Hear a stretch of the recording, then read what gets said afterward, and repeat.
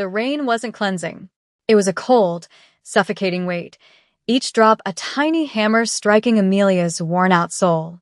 It plastered the thin fabric of her dark blue janitor's uniform to her skin, a second, colder skin she couldn't shed. Her shoes, already separating at the seams, squelched with every reluctant step, a miserable soundtrack to the end of her world. In her arms, clutched to her chest like a shield, was a single black trash bag containing everything she owned, 2 changes of clothes, a worn copy of Their Eyes Were Watching God, and a small, cracked photograph of her grandmother. The plastic was slippery, the contents meager, but the weight felt immense. It was the physical manifestation of her failure. Just an hour ago, she had a job. She had a room, a tiny, windowless space in the basement of the building she cleaned, but it was hers. Now, she had only the rain and the indifferent glare of streetlights on wet asphalt. Mr. Harding's voice still echoed in her ears, a slick, condescending drawl that dripped with false concern. "Amelia, we just can't have this kind of liability." He had accused her of stealing office supplies, a box of pens, and a stack of legal pads. It was a lie, a flimsy pretext to get rid of her after she'd quietly asked the other cleaners if their paychecks were also short again this month. She hadn't shouted, hadn't made a scene. She had simply asked a question, and for that, her world had been dismantled. He had stood there, his belly straining the buttons of his cheap suit, a smug little smile playing on his lips as he watched security escort her out, not even giving her time to properly pack. They had thrown her things in the bag for her. Now, at midnight, the city felt like a vast, hungry mouth, and she was just a morsel being washed toward its throat. A tear, hot and defiant, traced a path through the cold rain on her cheek. Where could she go? What could she possibly do? It was in that moment of absolute despair, as she stood shivering at a crosswalk, that a river of light cut through the downpour. A long, black SUV, silent as a shark, glided to a stop directly in front of her. It was so out of place in this forgotten, industrial part of town, its polished exterior reflecting the distorted, weeping city lights. The windows were tinted, impenetrable voids. For a moment, she thought it was a threat, another predator in a city full of them. She clutched her bag tighter and took a step back, but the rear passenger door opened with a soft, expensive hiss, spilling a warm, golden light onto the wet pavement at her feet. From the opulent darkness of the vehicle's interior, Jin-Woo Kwon watched the woman. He saw not just a figure in the rain, but a story. He saw the rigid set of her shoulders, a desperate attempt to maintain dignity against a world determined to strip it away. He saw the way she clutched that cheap plastic bag as if it contained crown jewels and not the meager scraps of a life. His driver, a stoic man named Min-jun, had been about to speed through the intersection, but Jin-Woo had held up a hand, a single, almost imperceptible gesture that brought the 2-ton vehicle to a silent halt. He had built an empire on his ability to see the cracks in things, in business deals, in alliances, in people. And in this woman, drenched and alone, he saw a fracture so profound it resonated with something deep inside him, a cold, dormant memory of his own. The city was full of suffering. He knew that better than anyone. It was the currency his world traded in. He usually drove through it with a detached, clinical disinterest. But not tonight. Not her. The defiance in her posture, the refusal to completely collapse under the weight of the storm and whatever burden she carried, it was familiar. It reminded him of his mother, years ago, facing down a landlord with that same quiet, unbreakable spine. "Stop the car," he had said, his voice low and calm, yet it carried an authority that needed no volume. The door opened. He watched as she flinched, her fear a tangible thing in the rain-soaked air. He could see the calculations in her eyes. Run, fight, freeze. He leaned forward slightly, his face remaining in the shadow of the cabin, only his tailored suit and the glint of his watch visible in the interior light. He wanted to project calm, not menace, a difficult task given who he was and how he looked. His voice, when he finally spoke, was not the shout of a predator, but a quiet, resonant inquiry that cut through the sound of the rain. "What happened to you?" It was not a question of pity. It was a demand for facts, a surgeon's inquiry into a wound. The simplicity of it seemed to stun her more than a threat would have. Her fear was still there, but a flicker of confusion, of exhaustion, crossed her face. She just stood there, water dripping from her hair, her knuckles white around the handle of her bag, a solitary island in a storm he had just decided to calm. Amelia stared into the warm light spilling from the car, her mind struggling to process the question. It wasn't accusatory. It wasn't lewd. It was direct, almost clinical, and in its darkness, it was strangely disarming. A man sat in the shadows of the back seat, a silhouette of immense stillness. She couldn't see his face clearly, but she could feel the weight of his attention, an unwavering focus that was more intimidating than any physical threat. Her first instinct was to run, but her legs felt like lead, rooted to the spot by sheer exhaustion. What was the point? Where would she run to? She had nothing left to lose, a terrifying and, in a strange way, liberating realization. She took a shallow, ragged breath that tasted of rain and exhaust fumes. "I lost my job," she said, her voice hoarse, barely a whisper against the drumming of the rain. The man in the car said nothing, simply waited. The silence was an invitation, a blank space demanding to be filled. And suddenly, the dam of her composure, so carefully maintained for hours, began to crack. The words tumbled out, not as a coherent story, but as fragmented pieces of her humiliation. "My boss, Mr. Harding, he said I was stealing pens. He said I stole pens." She almost laughed, a broken, bitter sound. "He fired me. The job came with a room in the basement. They made me leave right away." She gestured with her head towards the trash bag. "This is everything." She finally looked up, trying to pierce the shadows within the car. He lied. "I didn't take anything. He was shorting our paychecks. All of us. I asked about it." The man leaned forward, and for the first time, she saw his face. He was Korean, with sharp, intelligent eyes that held no pity, only an unnerving intensity. His features were handsome, but etched with a severity that suggested he was a stranger to frivolity. He wore a dark, impeccably tailored suit that seemed to absorb the light. He wasn't a policeman. He wasn't a social worker. He was something else entirely. "Get in a car," he said. It wasn't a request.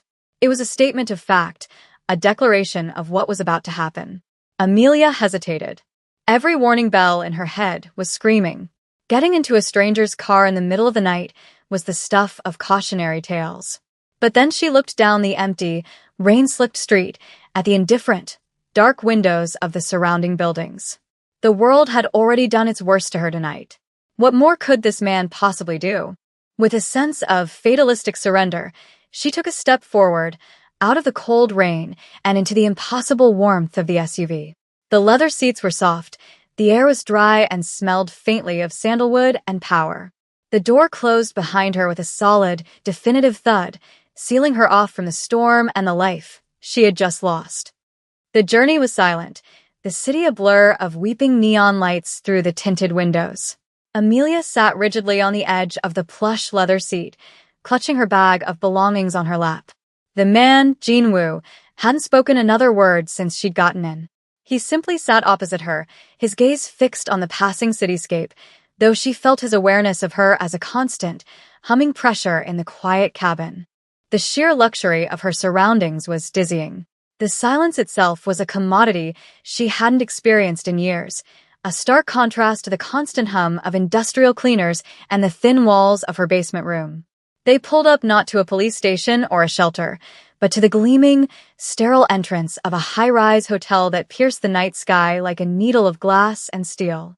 A doorman in a long coat rushed forward with an umbrella, but Jin-woo's driver was already out, opening her door. She followed Jin-woo through the lobby, a cavern of marble and hushed reverence, feeling acutely aware of her drenched uniform and the trash bag in her arms. People averted their eyes, but no one dared to stop them. Jin-woo's presence was a force field, parting the sea of quiet judgment. An elevator whisked them upwards in unnerving silence, opening into a private penthouse suite. The view was breathtaking, the entire city spread out below like a carpet of shattered jewels. "You will stay here tonight," he said, his voice echoing slightly in the vast, empty living room. There is food in the kitchen, clothes in the closet. Someone will bring you what you need. He gestured to a sleek, black phone on a glass table. My number's programmed in. Do not leave this suite. Amelia stood in the center of the room, dripping onto a priceless-looking rug, overwhelmed. Why? She asked, the single word encompassing a universe of questions. Why are you doing this? He turned to face her fully, and his dark eyes were unreadable. My mother once worked as a cleaner, he said, the admission so quiet she almost missed it. She was an honest woman in a dishonest world. I do not like men like your Mr. Harding. The explanation was both everything and nothing. It offered a glimpse into his motivation, but revealed little of the man himself. Before she could respond, he was gone, the door clicking shut behind him with the same soft finality as the car door. Alone, Amelia slowly lowered her bag to the floor. She walked to the panoramic window and pressed her hand against the cool glass. Below, the city that had chewed her up and spit her out just hours before now seemed small, a toy set she could hold in her palm. The whiplash was nauseating, from a wet curb to a penthouse in the sky. It didn't feel real. It felt like a dream she was terrified to wake up from, a fragile bubble of safety she knew could pop at any moment. She had been saved, but she had no idea by whom or what price this salvation would ultimately demand. The next morning, Amelia awoke in a bed larger than her entire previous room, tangled in sheets with a thread count she couldn't begin to imagine. Sunlight streamed through the floor-to-ceiling windows, a stark contrast to the perpetual gloom of the basement she had called home. For a disorienting moment, she thought it had all been a fevered dream brought on by cold and despair. Then she saw her wet uniform, draped neatly over a chair to dry, and the black trash bag standing sentinel by the door. It was real.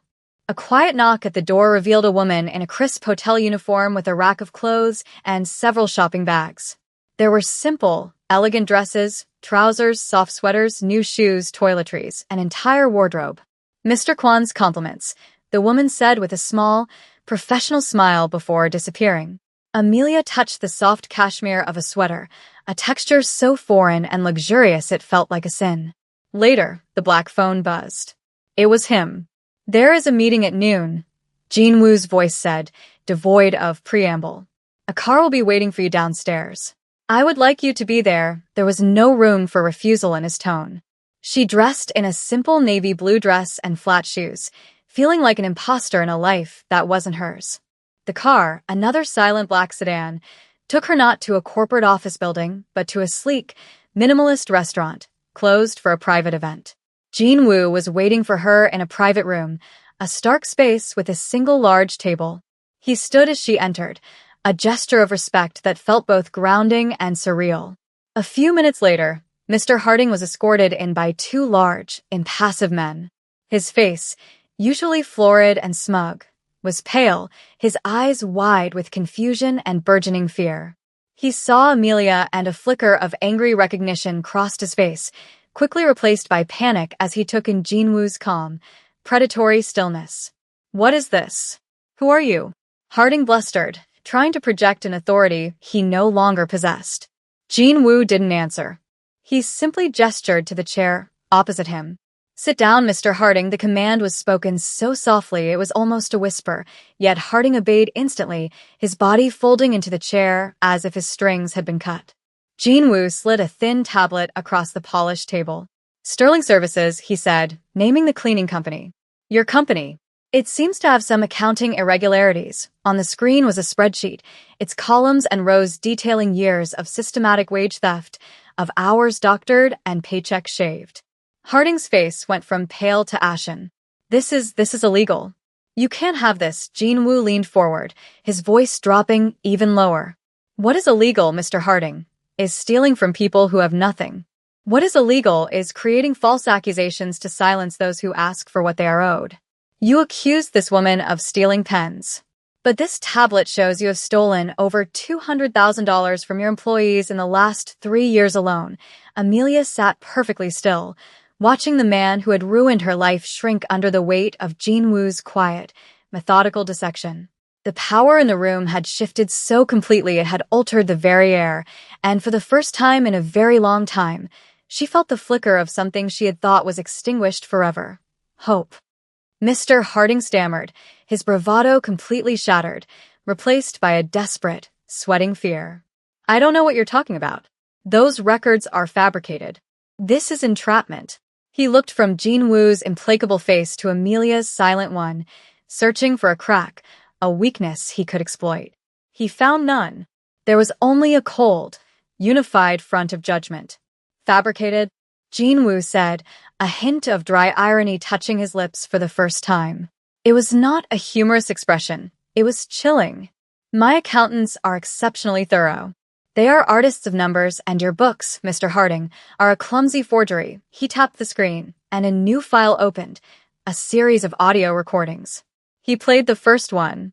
It was the voice of another cleaner, a tired, older woman with a thick accent, detailing how Harding had threatened her with deportation when she complained about her missing wages. He played another, a man describing being forced to work with unsafe chemicals without proper gear, his subsequent health issues dismissed by the company. Story after story, a chorus of the exploited, their voices filling the silent, elegant room. Harding slumped in his chair, the sound of his own corrupt world collapsing around him. This was not just about Amelia anymore. Jean Wu was not merely seeking retribution for one woman. He was performing a systemic extermination of a rot he had uncovered.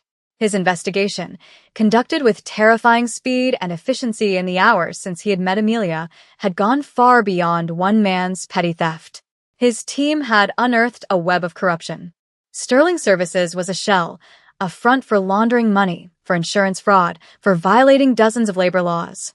Harding was just a grubby, mid-level manager, a useful tool for the real owners who remained in the shadows. But Jean Wu was a man who hated shadows. You are a symptom, Mr. Harding, Jean Wu continued, his voice a low, steady scalpel. A manifestation of a sickness. And I am the cure. He slid a second tablet across the table. On it was a live news feed. A local station was breaking a story, broadcasting from outside the Sterling Services headquarters. A swarm of federal agents from the Department of Labor and the IRS were raiding the building, carrying out boxes of documents. The headline scrolled across the bottom of the screen. Major cleaning corporation raided in multi-agency fraud investigation. The story wasn't just about stolen wages anymore. It was about tax evasion, racketeering. The entire rotten edifice was being torn down, publicly and spectacularly. Amelia watched, her heart pounding. The injustice she had suffered was not an isolated incident, but a pattern, a business model. Seeing it all laid bare, exposed to the light for the entire city to see, was a vindication so profound it left her breathless. It was more than justice for her. It was justice for everyone whose voice had been too small to be heard. The public dismantling of Sterling Services was swift and brutal. The news cycle was dominated for days by the scandal, with each new revelation more damning than the last. The unseen owners, men with respectable names and positions on charity boards, were exposed and indicted. Their assets were frozen, their reputations incinerated in the court of public opinion long before the legal proceedings began. Mr. Harding, a small fish in a large, polluted pond, was one of the first to be arrested, his perp walk a pathetic spectacle of a man utterly broken. Jean Wu ensured Amelia was insulated from all of it. She remained in the quiet sanctuary of the penthouse, watching the storm unfold from a safe distance. He visited her one evening, not as a powerful benefactor, but with a quiet, almost hesitant demeanor she hadn't seen before. He brought with him a single, heavy briefcase. He placed it on the table between them and opened it. Inside were stacks of cash, neatly bundled. "This is not a gift," he said, meeting her eyes. "This is a payment. My accountants calculated every dollar stolen from every employee of that company for the last 5 years, with interest and damages. This is your share." It was a staggering amount of money, more than she had ever dreamed of seeing. She stared at it, then back at him. "The others? The people on the recordings?" she asked. "A trust has been established," he replied, "administered by a reputable law firm. Every single victim will be made whole. Their money is already being distributed." This act of meticulous restitution, of ensuring that justice was not just punitive but restorative, moved her more than the money itself. It was a moral clarity that was absolute. I still don't understand why, she said softly. This is more than just helping someone. He was silent for a long moment, his gaze distant, as if looking back through time. When I was a boy, he began, his voice low and laced with an old pain, my father worked for a man like Harding. He was a good man, a proud man. He was injured on the job due to faulty equipment. The company denied it, fired him, and blacklisted him. We lost everything. Our home, our savings. We had nothing. He paused, his jaw tight. My father died a year later. Not from the injury, but from the shame. From the feeling of being powerless. I swore then that I would never be powerless again. And that I would never stand by while the powerful crushed the weak for profit. In that moment, he was no longer the intimidating, untouchable figure. He was a boy who had lost his father to injustice, a man forged in the fires of that loss. Amelia felt a profound wave of empathy, a connection that transcended their bizarre circumstances. She reached across the table and, without thinking, placed her hand over his. His skin was cool, but he didn't pull away. He simply turned his hand over and laced his fingers with hers, a silent acknowledgement of a shared understanding, a bond formed in the wreckage of two very different, yet similar, pasts. In the weeks that followed, the city outside the penthouse window began to change, mirroring the transformation within Amelia herself. One morning, she saw a demolition crew arrive at the former headquarters of Sterling Services. The building, a monument to greed and exploitation, was systematically torn down, its facade crumbling into dust. Watching it fall felt like a physical release, the final, definitive end of a dark chapter. The money sat in a newly opened bank account, a number so large it felt abstract. But it wasn't the money that empowered her, it was the freedom it represented. It was the knowledge that she would never again be at the mercy of a man like Harding. She spent her days reading, planning, dreaming. The worn copy of Their Eyes Were Watching God was no longer just a comfort object. It was an inspiration. She wanted to build something, not tear it down. She decided to use a portion of the restitution to open a small, free library and community center in the very neighborhood she had once walked through in the rain, a place for learning and sanctuary. She presented the idea to Jean Wu one evening as they shared a simple meal in the suite. He listened intently, his expression unreadable as always, as she passionately laid out her plans for literacy programs, job-seeking workshops, and a safe space for people to simply exist without expectation. When she finished, flushed and breathless, he was silent for a moment. "It is a worthy ambition," he said finally. Then he took out his own tablet and began sketching out a business plan, pointing out potential zoning issues, recommending contractors, offering advice with the sharp acumen of a man who built empires for a living. He was no longer just her rescuer. He was becoming her mentor, her partner in this new endeavor. Their relationship shifted into a new, comfortable intimacy. They talked for hours, not about his shadowy business or her painful past, but about books, architecture, and the future. She discovered a dry wit beneath his severe exterior, and he seemed to be drawn to her resilience and the fierce compassion that drove her. One night, they stood by the window, looking down at the city lights. "You're not afraid of me?" he asked, his voice a low murmur. "I know what people say I am." Amelia turned to face him. She saw the man who had shown her kindness, who had pursued justice with righteous fury, who had revealed the wounded boy he once was. "I'm not afraid," she said softly. "I see who you are." He reached out, his hand gently cupping her jaw, his thumb stroking her cheek. The gesture was tentative, questioning. She leaned into his touch, a silent consent. He lowered his head and kissed her. It was not a kiss of passion or possession, but one of profound tenderness and respect, a quiet promise in the heart of the glittering city.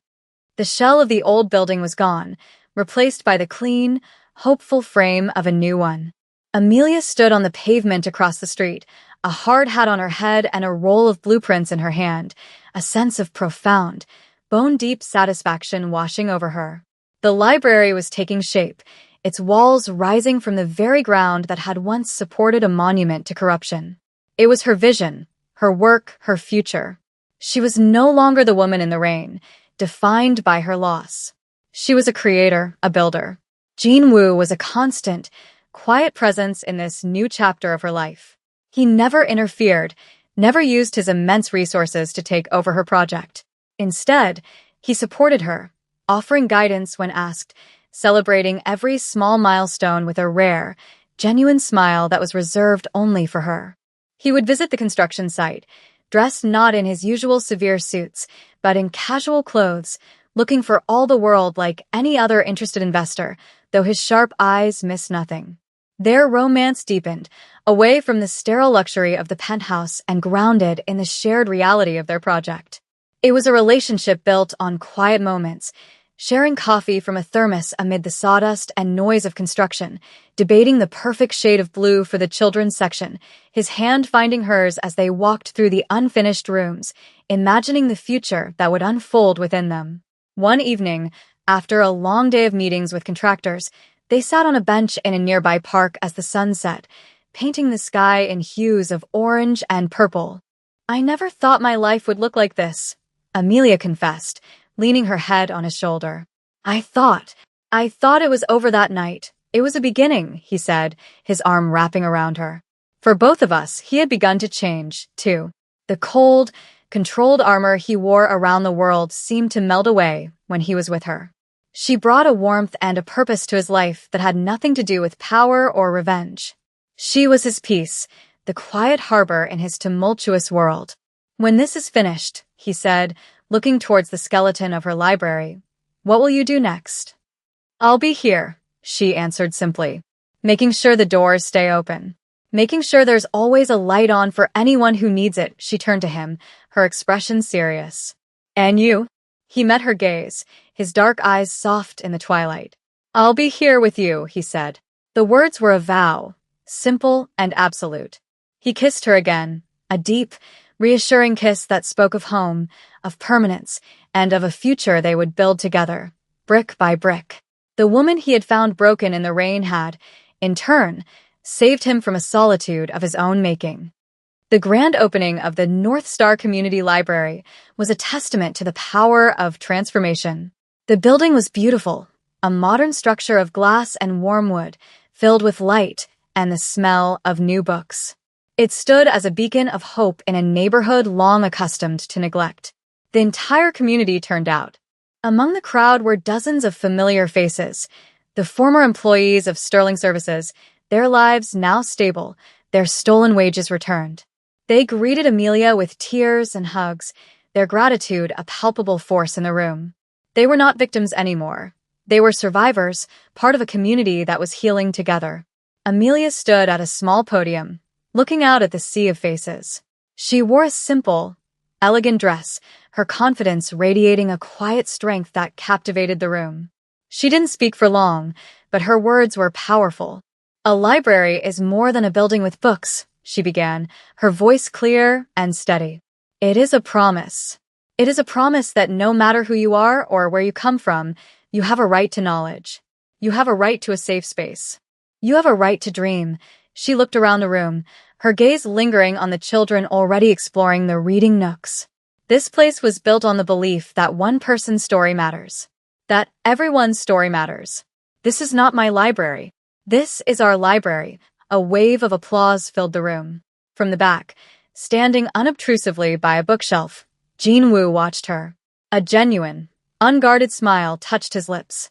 He saw not the woman he had rescued, but a leader, a force of nature in her own right. He felt a surge of pride so immense it almost took his breath away. Later, as the celebration wound down and the library emptied, he found her in the quiet of the main reading room, running her hand along the spine of a book. The setting sun cast long shadows through the large windows, bathing the room in a golden glow. He came up behind her, wrapping his arms around her waist and resting his chin on her shoulder.